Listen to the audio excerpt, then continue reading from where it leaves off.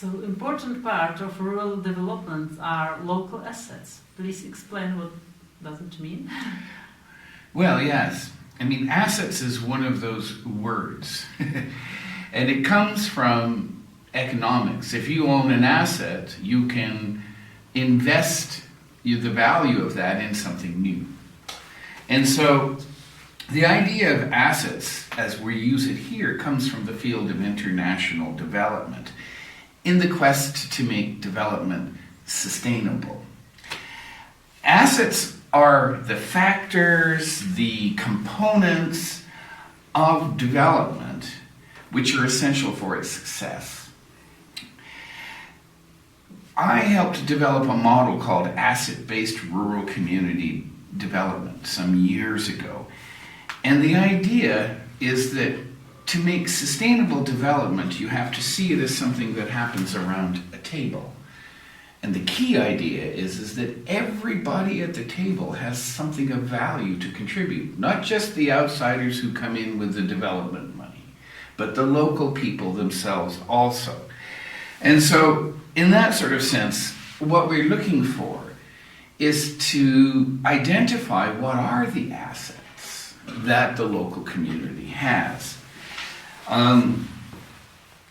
There are two kinds of assets, basically. There are material assets, solid things, and then there are intangible assets, which are knowledges, relationships, and research has shown that the more successful rural areas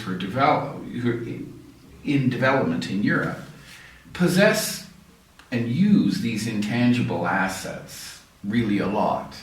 This is the key to their success. You can have two areas with the same material assets, but the area that has high social capital, lots of local knowledge, all these kind of ways of working together, will actually make development far more successful and far more sustainable.